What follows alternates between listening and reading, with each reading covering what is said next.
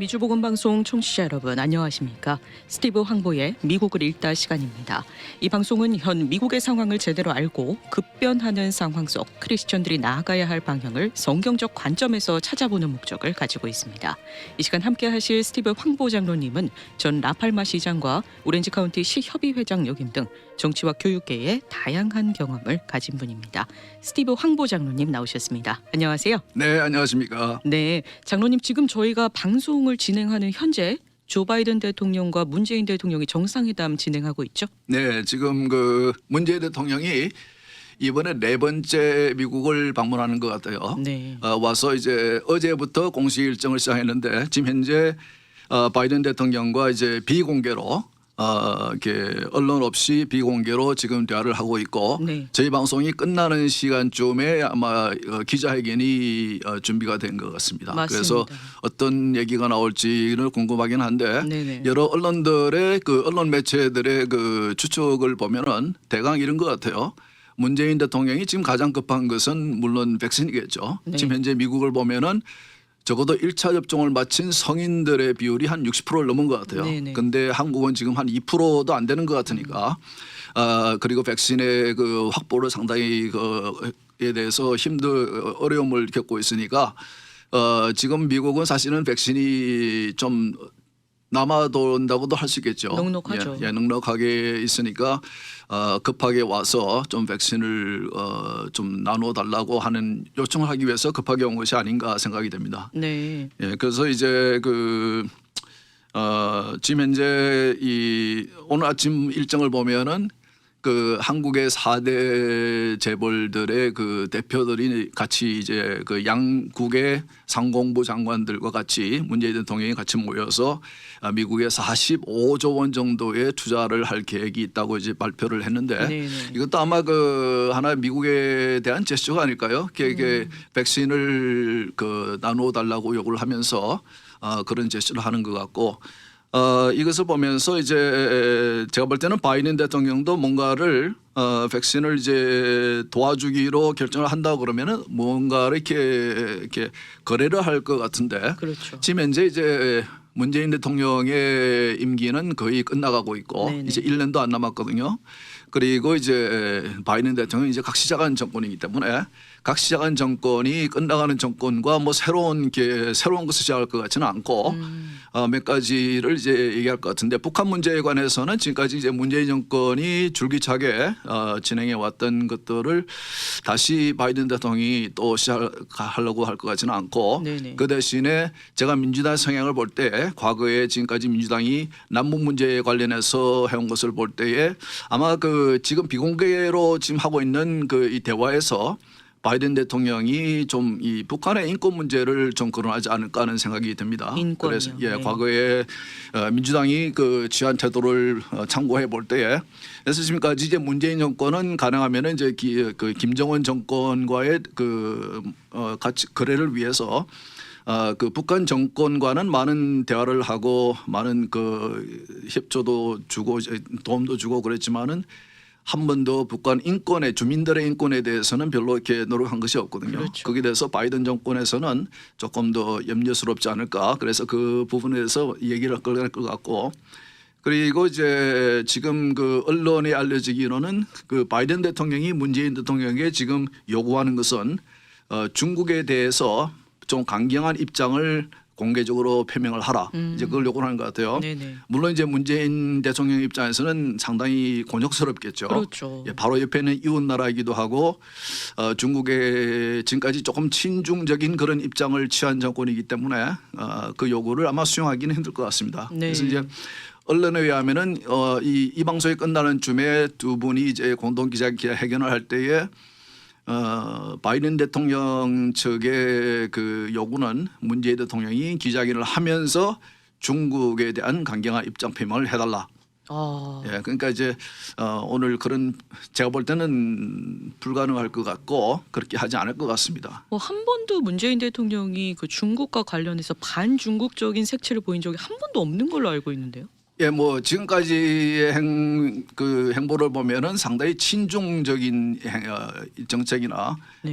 입장을 취해왔다고 볼 수 있겠죠. 네. 예, 그 도리어 좀 미국과의 혈맹에 대해서 조금 소홀히 하는 그런 좀 모습도 보였고, 또 한 가지 제가 개인적으로 추측하는 바는 지금 아마 이 미국이 얼마 전에 지금 현재 일군이라고 있는 반도체의 그 공급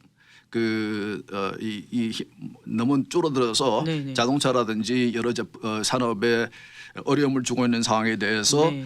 인원하기 위해서 삼성과 이제 미국의 반도체 업체들을 청와대 백악관에 불러서 이제 협의를 한 적이 있거든요. 네. 그런 것을 볼 때에 이재용 대통령이 이재용 회장이 감옥에 있는 것에 대해서 어떤 좀 선처를 요구하지 않을까 하는 그런 생각도 드네요. 아, 미국 측에서요. 예, 그거는 이제 사실 한국이라는 나라에서 그렇게 세계적인 반도체 그런 기업을 이렇게 미국의 세계 전체 시장에서 선도해 나갈 수 있다는 것은 하나의 이제 오너의 그가 앞에서 이렇게 리스크를 감수하면서 투자를 하고 이렇게 모험을 감수하는 그런 상황에서 사업을 이렇게 이끌어가기 때문에 가능하다고 볼 수 있는데, 네네. 지금 통신 장비나 여러 전자 장비들을 중요한 그런 장비들을 중국 제품에 의존해야 하는 그런 상황을 보면서 지금 얼마 전에 이 파이프라인이 해킹을 당해서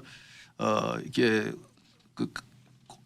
어려움을 겪지 않았습니까? 네네. 이 동부 쪽에서는 이렇게 주유소마다 가스가 떨어지고 그래서 사람들이 줄을 서서 가스를 사는 그런 일이 있었는데, 그와 같이 통신 장비라든지 전자 장비가 상당히 중요하거든요. 그럼요. 그런 것들을 중국에 의존한다는 건 상당히 더 위험한 일이고, 아. 예, 그래서 미국 측에서도 삼성이 미국 기업은 아니지만은 그런 측면에서 조금 소중히 여길 것 같고, 그런 측면에서 볼 때는 저는 또 한편으로는 제가 조금 너무 이렇게 건너지는 것인지는 모르겠지만은 박근혜 대통령이 지금 4년 이상 이게 감옥에 있는 것에 대해서도 조금 불만을 표시하지 않을까, 거기에 대해서 좀 압력을 넣지 않을까 하는 생각도 있습니다. 왜냐하면은 이제 우리가 재판 과정을 보면서 봤지만은 탄핵이 잘못된 부분들이 많이 있고, 그리고 나이가 많으신 여성 대통령 50%가 넘는 투표를 받고 대통령이 되신 분이거든요. 네.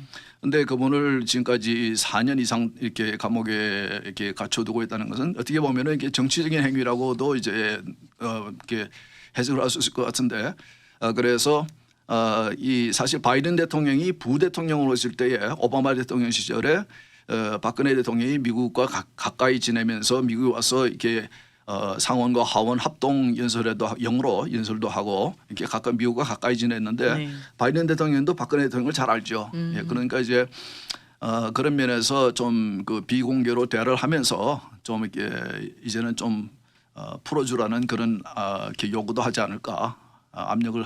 왜 그렇게 생각하냐면은 네. 과거에 김대중 대통령이 박정희 대통령에서 이제 어려움이 있을 때에 미국 정부에서 이제 김대중 대통령을 이렇게 구출해 준 적이 있거든요. 그런 네. 면에서 이제 미국 정부가 그런 측면에서 볼 때에 좀 어떠한 역할을 하지 않을까 하는 그런 생각이 있습니다. 네. 네. 이번 한미 정상회담이 그냥 겉으로 보기에는 이 백신을 좀 얻으러 왔다, 이런 문제가 많이 드러나고 있는데, 사실 그 내부를 보면은 미국에서도 한국 측이 원하는 바가 꽤나 있겠네요.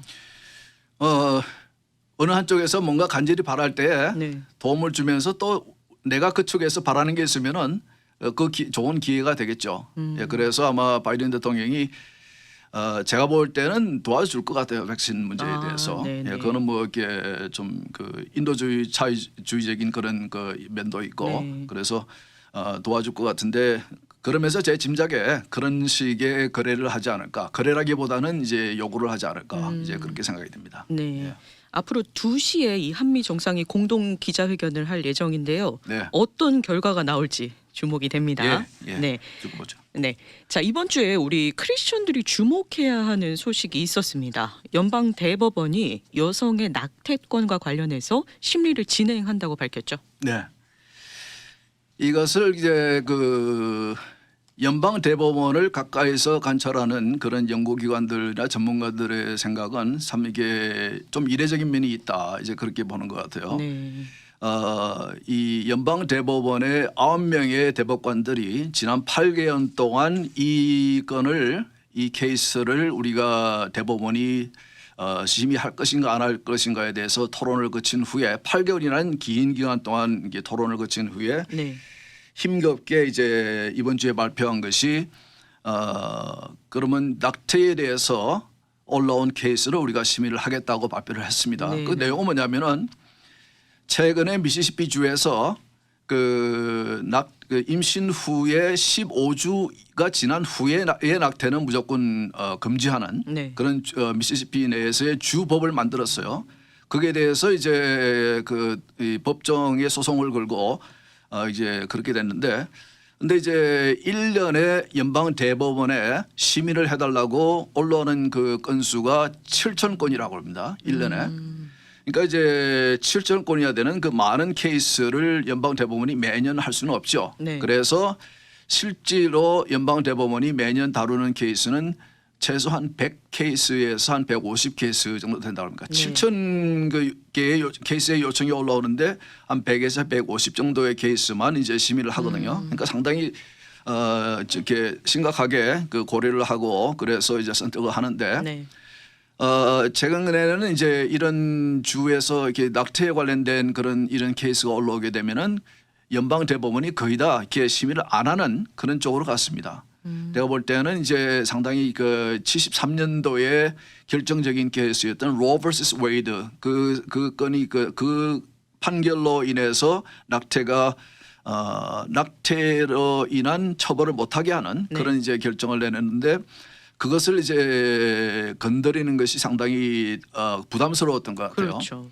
근데 이제 조금 이제 낙태에 대해서 미국 역사를 보게 되면은 사실 이 73년도에 연방 대법원이 그 판결을 내리기 전까지는 연방 차원에서는 그 낙태에 관련된 법도 없었고 대법원이 판결을 내린 판결도 없었어요. 네네. 그러니까 각 주가 알아서 낙태에 관한 이제 그런 법을 만들기도 하고 입장을 가지고 있었는데, 네. 사실은 대부분의 경우는 이제 위험한 경우 아주 익셉셔널한 케이스를 빼고는 미국 전체 많은 주들이 낙태를 못하게 하는 그런 상황이었죠. 네네. 그런데 낙태를 찬성하는 쪽의 세력들이 그 사람들이 이제 입법 활동을 연방 의회를 통한 입법 활동을 통해서 낙태를 허용하게 하는 것은 상당히 힘드니까 당시 상황에서. 네. 그래서 그분들이 발견한 것이 연방 대법원이 우리가 원하는 것을 줄 수 있는 도구가 될 수 있겠다. 그렇게 생각을 하고 이제 연방 대법원으로 케이스를 가져가기 시작했어요. 네. 그래서 선고한 것이 1973년도에 한 12월쯤이었던 것 같은데, 연말쯤에 이 연방 대법원이 이 심의를 하고 어떤 판결을 내렸냐면은 이 임신을 한 후에 6개월까지는 그 태아는 그 산모의 한 부분이기 때문에 이 산모가 스스로 결정할 수 있다. 그래서 우리는 프로 초이스라고 그러죠. 낙태를 찬성하시는 분들은 우리는 프로 초이스라고 그래요. 산모가 스스로 선택하는 네. 프로 초이스. 그리고 그 낙태를 반대하는 입장을 우리는 프로 라이프라고 합니다. 프로 라이프는 그 낙태를 못하게 하는, 생명을 지키는, 그 태아의 생명을 지키는 것을 이제 프로 라이프라고 하죠. 네. 그래서 이제 그 대법관이 그때 73년도에 판결을 내리면서 설명한 이유는 이 헌법에 보장되어 있는 산모의 그 privacy, 그걸 한국말 뭐라고 그럽니까? 사생활. 예, 사생활을 보호해주는 그런 차원에서 판결을 내린 거예요. 네. 그리고 6개월이라는 이제 제한을 둔 것은 이 의료 쪽의 전문가들의 의견에 의하면은 임신 후에 6개월이 지나면은 태아가 이렇게 산모의 몸에서 나와도 스스로 생존할 수 있는 그런 단계다. 그러니까 이 피터스가 태아가 viable하다. 이제 그런 이제 의견을 전문가들이 의견을 했기 때문에 네. 그것을 근거로 해서 6개월 임신 후 6개월 이후에 낙태는 금지를 시킨 거예요. 그러면서도 이제 각 주들에게 좀 어느 정도의 자유권을 낙태를 이제 규제할 수 있는 이제 자유권을 준 거예요. 네네. 그래서 이제 그 후에 이제 한 3년 후에 공화당 그 연방 의원들이 중심이 되어서 하이드 어멘드먼트라는 법을 만들어서, 그것은 뭐냐면은 이제 이 연방 예산으로 세금으로 이 낙태 시술을 비용을 지불하지 못하게 하는 법이에요. 네. 그러니까 이제 공화당 쪽의 입장에서는 계속 이제 그때부터 낙태를 못하게 하는 쪽으로 이제 법률을 이제 만들어 왔습니다. 네. 그래서 그 법이 이제 만들어지기 전까지 76년도에 아마 76년도에 제정이 되고 80년쯤에 아마 이 시행이 됐을 것 같은데 그때까지만 해도 매년 한 30만 정도의 태아가 이 연방 이 예산에 의해서 세금에 의해서 시술의 비용이 지불이 되고 있었거든요. 네. 30만 명이라는 생명이 낙태를 세금으로 지불된 이 낙태 시술을 인해서 목숨을 잃었는 잃어가고 있기 때문에 이제 그때 이제 그 공화당 측의 의원들이 그것을 못하게 하는 네. 그 법을 만드는데 그 법조차도 지금 민주당 쪽에서는 이제 자꾸 이제 없애려고 그러죠. 그래서 2016년에 민주당의 강령이라고 그러나요? 플랫폼에 그 정당의 이 자기 플랫폼에 그 법안을 없애야 된다는 것을 이제 집어넣었어요. 네. 예, 그래서 그 사람들의 목표는 이제 그걸 없애는 거. 그러니까 이제 지금까지 보면은 이 공화당 측의 입장은 그래도 프로-라이프 그 낙태를 못하게 하는 네. 그런 입장을 계속 취해왔고 민주당의 입장은 계속 이제 프로-초이스 그 산모가 스스로 결정을 해야 된다. 이제 그렇게 하는 거예요. 그러니까 이제 그렇게 생각하는 이유는 뭐냐면은 이 태아가 세상으로 나오기 전까지는 그 비잉의 그 인간 그분의 그 아이의 그를 법으로 보호해야 될 이유가 없다는 거예요. 그러니까 이제 이 산모로부터 출생이 돼서 나오기 전까지는 산모의 몸의 한 부분이기 때문에 예를 들어서 이제 내 몸 속에 무슨 혹이 있다든지 그러면 스스로 얼마든지 수술을 받고 제거할 수 있는 내가 선택의 여지가 있지 않습니까? 네네. 이제 그 정도로 보는 거죠. 태어나기 그러니까 이전의 아기는 여자의 소유 정도로 생각하는 거죠. 그죠. 몸의 한 부분으로 보는 거죠. 네. 그래서 몸의 한 부분이기 때문에 왜냐하면 태어나 그 상태에서는 6개월 그분들의 생각은 6개월 이전에 태어나도 스스로 생존을 못하니까. 그러니까 이제 그는 몸의 산모의 그 이성분의 몸의 한 부분으로 보는 것이고 네. 그래서 그것을 이제 낙태를 시키느냐 안 시키냐는 이제 그 산모의 결정 초이스에 그래서 프로 초이스라는 이제 용어를 쓰는데 네. 근데 참 우리가 좀 심각하게 생각해야 되는 것이 우리가 물론 이제 예수님을 안 믿는 분들은 성경을 모르시는 분들은 이제 그런 식으로 생각할 수 있겠지만은 성경은 분명히 우리에게 생명의 시작은 잉태 임신으로부터 시작한다고 네. 분명히 여러 부분에서 이제 성경 여러 부분에서 지적을 하고 있지 않습니까? 네. 우리가 이제 예배 시간에 신앙 공동체가 우리의 신앙을 고백할 때 사용하는 사도행전을 보면은 사도행전이 아니고 사도신경이죠. 네. Apostles' Creed. 사도신경을 보면은 성자 예수님에 대해서 얘기할 때 시작이 뭐냐면 성령으로 잉태하사 그러시거든요. 네네. 그리고 이제 세례 요한에 대해서도 이 복중에서 성령이 충만했다 이런 식으로 성경은 구약에서도 그렇고 신약에서도 그렇고 이 태아를 하나의 이 산모와 구분된 인격체로 인정을 해줍니다. 네네. 그렇기 때문에 우리는 생명으로 보는 것이고 네. 그런 측면에서 볼 때에 지금 현재 미국의 지금 작년 1월부터 지금까지 팬데믹으로 해서 목숨을 잃은 미국 전체에서 이런 분의 숫자가 한 90만이 조금 안 되죠. 86만, 87만쯤 되는 것 같아요. 근데 여러분 미국에서 매년 일어나고 있는 낙태 시술의 숫자가 얼마나 되신 줄 아십니까? 10만? 제가 아까 숫자를 잘못 얘기했네요. 팬데믹으로 인해서 지금까지 작년 1월부터 지금까지 돌아가신 분들 숫자가 60만이 안 될 거예요. 50 한 5, 6만 될 거예요. 지금 미국 전체에. 그런데 매년 낙태로 인해서 죽어가는 생명의 숫자가 미국 내에서 죽어가는 숫자가 86만쯤 됩니다. 더 많은 거네요. 더 많은 거죠. 50몇만 대 60몇만, 80몇만이니까. 그러니까 지난 1년이 넘도록 우리가 이 모든 비즈니스를 셧다운하고 우리의 일상생활을 포기를 하고 여러 가지 면에서 어려움을 겪으면서 우리가 이게 구한 생명 한 것이 이제 생명의 이런 숫자가 미국 전체에서 한 56만쯤 되는데 매년 미국 전체에서 낙태로 인해서 하나님의 형상으로 지어진 그 생명들이 죽어가는 생명의 숫자가 86만쯤 됩니다. 그러니까 숫자가 더 훨씬 더 많아요. 네. 캘리포니아 주만 놓고 보면 캘리포니아는 원래부터 이렇게 낙태를 아주 적극적으로 허락하는 주인데 이번에 팬데믹으로 캘리포니아 내에서 죽은 숫자가 한 6만이 안 될 겁니다.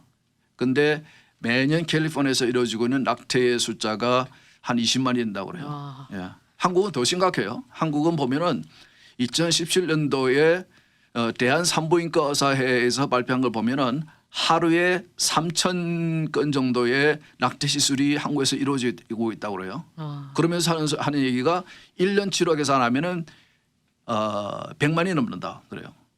근데 한국에서 태어나는 매년 1년마다 태어나는 신생아의 그 숫자가 얼마인 줄 아세요? 30만이에요. 아, 한국이 더 심각하네요.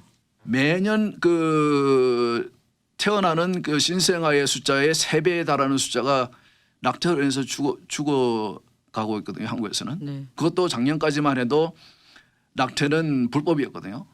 작년 말에 이제 낙태에 대한 처벌을 못하게 하는 법을 이제 한국에서도 만들어 가지고 작년 말에 12월 달에 아마 제정이 된 것 같은데 참 이 우리 믿는 사람들은 그 낙태를 이렇게 쉽게 봐서는 안 될 것 같습니다. 그래서 미국에 보면은 낙태를 반대하기 위해서 엄청나게 수고하시고 노력하시는 분들이 정말 많습니다. 미국 전국에. 네. 그리고 공화당이 컨트롤하고 있는 주들은 대부분 지금까지 계속해서 어떻게 하든지 낙태를 못하게 하려고 네. 그 주법을 계속 만들고 있어요. 그런데 그 중에서 지금 현재 이제 연방 대법원이 드디어 우리가 이 낙태에 대해서 심의를 하겠다고 이제 발표를 한 거거든요. 네네. 근데 이것이 이제 우리가 되돌아보면은 트럼프 대통령이 4년 동안 그 대통령으로 있으면서 3명의 대법관을 임명을 했습니다. 네. 전체가 이 대법원의 대법관 전체 숫자가 9명이죠. 9명인데 지금 현재 이 보수 성향의 그 대법관이 6명이고 진보 성향의 대법관이 3명이에요. 보수 그러니까 우위가 됐네요. 예, 6대 3이 됐어요. 네. 6대 3이 되니까 그래서 이제 이 보수 쪽에서는 공화당 쪽에서는 트럼프의 그런 업적을 굉장히 고맙게 생각하는 거예요. 그렇게 해서 이제 이 대법관의 이 비율을 이렇게 만들어놨기 때문에 네. 지금 와서 낙태에 대해서 다시 한번 심의를 한다 그러면은 그 대법관이 과거에 자신들이 한 판결에 대해서 그거를 이제 그 자체를 뒤집는 경우는 이제 거의 없었는데 네. 그러나 지금 현재 있는 낙태를 굉장히 이제 좀 이렇게 제한을 하는 그래서 낙태가 거의 이루어지지 못하게 하는 그런 판결을 할 수 있는 거거든요. 아. 그래서 의미가 있다고 지금 보고 있는 거죠. 아. 그래서 반대로 민주당 측에서는 어떤 노력을 지금까지 계속해 왔냐면은 이거를 입법화를 시키자. 아. 법을 연방의회가 법으로 통해서 주 정부들도 이 낙태를 금지하는 것을 못하게 하기 위해서 그걸 이제 코디파이라고 그러는데 사실은 오바마 대통령도 그걸 이제 하겠다고 언급을 한 적이 있습니다. 자신이 대통령 대선 운동을 하면서 이 미국에서 가장 이 낙태 시술을 많이 하는 플랜 페런트후드의 사람들에게 어떤 말을 했냐면 내가 대통령이 되면 최우선적으로 이 낙태를 이렇게 반대하지 막지 못하는 합법화하는 그런 법을 내가 만들겠다 그랬거든요. 근데 이제 이 공화당과 민주당이 의회 내에서 비율이 뒤집어지는 바람에 실행을 못했어요. 네. 그러니까 이 여러분들 중에서 이 낙태는 정말 성경적으로 볼 때의 큰 죄악이고 하나님의 형상으로 만들어진 우리의 이 생명을 죽이는 일이라고 여러분들이 생각하신다 그러면은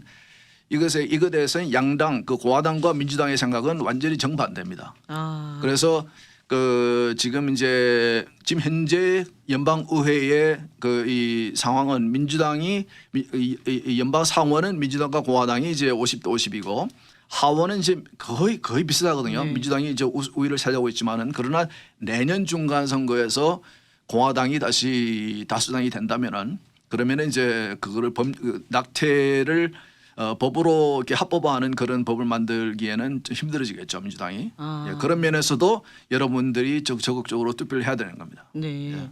그러니까 이 미국에서 낙태라는 이슈는 진보와 보수를 가르는 굉장히 중요한 이슈 중에 하나잖아요. 지금은 그래요. 지금 보면 아직까지는 공화당 정치인과 민주당 정치인들을 이제 나누는 몇 가지 이슈들이 있는데 네. 그 중에서 가장 중요한 이슈가 이제 낙태죠. 아. 낙태에 찬성하느냐, 프로 라이프냐, 프로 초이스냐. 네. 그러니까 이제 민주당 내에서는 아주 극소수의 정치인들이 프로 라이프인 분들이 있고 대부분의 정치인들은 프로 초이스죠. 낙태를 찬성하는. 네. 그리고 공화당은 그 반대로 대부분의 그 공화당 소속 그 정치인들은 프로 라이프 그러니까 낙태를 반대하는 네. 그런 이제 정치인들이고 아주 극소수가 이제 프로 초이스인 경우가 있죠. 네. 네. 예, 그렇게 확실히 이 이슈로 인해서 양당의 입장이 완전히 갈려져 있기 때문에 네. 그래서 지금까지 계속해서 공화당이 이 장악하고 있는 컨트롤하고 있는 주들에서는 계속 주법을 만들어내고 있는 거예요. 즉 낙태를 못하도록. 네. 근데 이제 캘리포니아 같은 경우는 이제 민주당이 확실하게 이 캘리포니아 주 정부를 장악을 하고 있으니까 네. 제가 지난번에도 말씀드린 대로 그 낙태에 대한 규제가 거의 없고 그리고 최근에 내놓은 법을 보면은 이 보험회사들에게 지금 현재 보험회사들이 낙태 시술에 대한 비용을 다 무조건 지불하게 돼 있는데 그게 된 코페이나 디덕터블까지도 못 받게 하는 아. 완전히 무료로 낙태를 시술을 해주라. 네. 이제 그런 법까지도 가는 거예요. 그걸 이제 자기들은 이거는 이제 로 버시스 웨이드의 이제 뭐 몇십 주년 기념으로 하는 거다 이런 식으로 이제 완전히 그 낙태에 대해서 굉장히 이제 좀 어떤 취해 있는 듯한 그런 상황인 것 같아요. 네. 예. 이 캘리포니아 주는 민주당이 완전히 장악하고 있는 주기 때문에 네. 낙태에 대해서 아주 관대한데 네. 반대편의 예를 들어보면은 이 공화당이 장악한 텍사스주 이번 주에 새로운 법안을 발표를 했죠. 네. 네. 임신한 지 6주가 지나면은 낙태를 금지하도록 했어요. 예. 그 그러니까 육주라는 거는 이제 우리 많은 여성분들 아시지만은 스스로가 임신을 했는지 안 했는지도 확신을 가질 수 없는 기간 아닙니까? 네. 그러니까 실질적으로 볼 때에 6주 이후에는 낙태를 못하게 금하는 그런 법을 만들었다는 것은 실질적으로는 낙태를 못하게 하는 그런 아예 법안이죠. 못하게 하는. 예, 실질적으로 볼 때는 네네. 대부분의 여성들이 자기가 임신을 했는지를 확인하는데 보통 4주 이상 걸리지 않겠습니까? 네, 그러니까 6주라는 것은 현실적으로 볼 때에 낙태를 못하게 하는. 그래서 이제 이런 식으로 2주만이 아니고 이렇게 다른 이 공화당이 장악한 주들도 보면은 또 어떤 식으로 또 법을 만드냐면은 이 태아의 그 이 심장의 박동이 뛰기 시작하는 그 이후부터는 낙태를 금한다. 그런 법을 만들어요. 예, 그러니까 이제 이 기간을 놓고 임신 기간을 놓고 보면은 이제 이번에 텍사스에서 6주라고 그랬는데 네. 비슷하거든요. 네네. 그러니까 이제 어떻게 하든지 어떤 방식으로든지 그러니까 수백 개의 법이 나왔어요 지금까지. 이 공화당이 장악한 주에서는 이런 식으로 계속 법을 만들어서 낙태를 못하게 하도록. 예. 물론 이제 원치 않는 임신을 하는 경우도 있죠. 네. 예, 그러나 이제 우리가 모든 생명이 하나님의 형상대로 하나님께서 주신 생명이라고 볼 때에 그 산모가 원치 않는 임신을 했다고 그러면은 꼭 그 생명을 죽이기보다는 그 생명을 더 잘 키울 수 있는 그런 분들에게 이렇게 입양을 시키는 것도 좋은 방법이거든요. 네. 저도 세 자녀를 키웠지만은 제가 입양한 경우는 없고 이제 제 부부 사이에 나온 하나님께서 주신 세 자녀인데 처음부터 키울 때부터 저는 내 소유라고 생각하지 않았고 하나님의 자녀를 나는 키우는 청직이라는 생각으로 했거든요. 네, 그러니까 네. 내가 낳았든지 누가 낳았든지 귀한 생명이고 그 생명을 이렇게 함부로 낙태를 해서 죽이는 것은 아주 잘못된 큰 죄라고 저는 생각을 합니다. 네. 그런 면에서 지금 현재 미국에서 일어나고 있는 전쟁 좌와 우에서 낙태를 가지고 이제 하고 그래서 지금 이제 대법원이 심의를 하겠다고 그랬는데 이번 10월 달에 시작되는 새로운 그 연기에서 텀에서 이제 컨시를 하겠다고 그랬어요. 그래서 내 생각에는 한 내년 여름이나 가을쯤이면은 판결이 나오지 않겠나 그렇게 생각이 됩니다. 네, 연방 대법관이 지금 보수 우위로 바뀐 상태니까 네. 우리가 조금 더 기대를 걸어볼 수 있는 상황인 것 같아요. 네. 네, 저희가 한번 또 지켜봐야 될 것 같고요. 이 낙태 이슈만 봐도 우리 크리스천 유권자들이 한 표 한 표 생사하는 게 얼마나 중요한지를 우리가 알 수 있는 트럼프 것 대통령을 같습니다. 뽑아놨으니까 그게 뒤집어지지 않았습니까? 네. 지금 이제 민주당은 어떻게 하려고 그러냐면 4명을 더 하려고 그래요. 더해서 또 뒤집으려고 그래요. 네, 오늘 함께해 주신 스티브 황보 장로님 감사하고요. 저희는 다음 주 이 시간에 새로운 이슈로 만나 뵙도록 하겠습니다. 예, 고맙습니다. 좋은 주말 되십시오. 감사합니다. 예.